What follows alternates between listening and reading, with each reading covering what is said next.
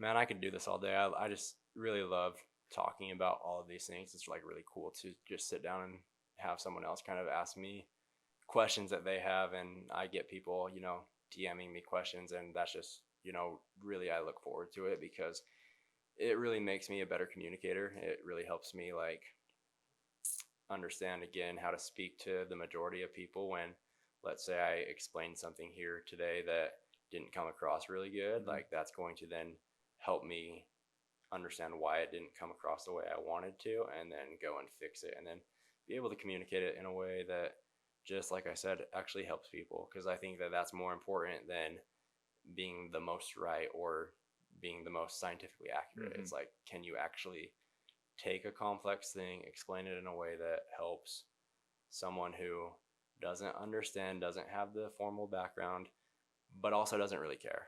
And yeah, I don't know, man. I could talk about anything. What are three most common questions that you get? Because that's kind of what this is all about, is trying to represent just your average. If you just grab someone off the street and sat them in here and told them to ask questions to you, that's what I'm trying to get. What are three common questions that you're asked? There's a lot of common questions.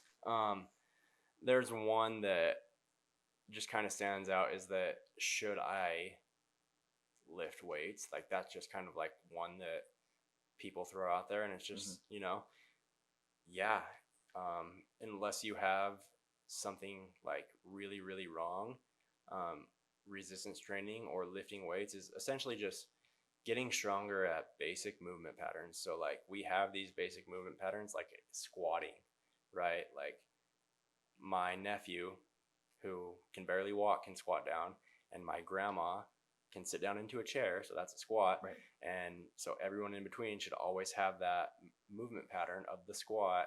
And so we're just strengthening that so that when we're 25 years old, we're strong enough that when we're 80 years old, we can still do that, and live long, healthy, pain-free lives and those sorts of things. So yeah, people ask all the time, like, well, is weightlifting appropriate for me? Like, most of the time, yes. There are cases that, it might not be a good idea for you, but there are very few cases because, again, we're just strengthening basic movement patterns.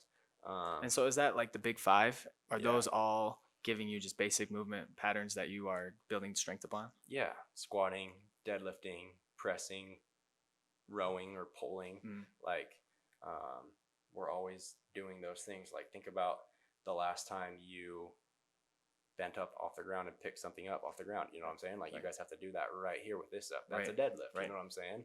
Like, that's a basic movement pattern. Or lifting something and putting it away in your cupboard, like that's an overhead press. You know what I'm saying? Like these things are, they translate to everything else. And so strengthening them for the rest of your life, like you're always going to be doing them until the day that you die. So get strong at them and you're going to be better served because of it. And that's why it's the big five. They translate, it's not just, I want to get a crazy PR on my squat. It's, again, the 90-year-old who needs to be able to sit down and stand up in their chair without assistance. Like, that's the goal.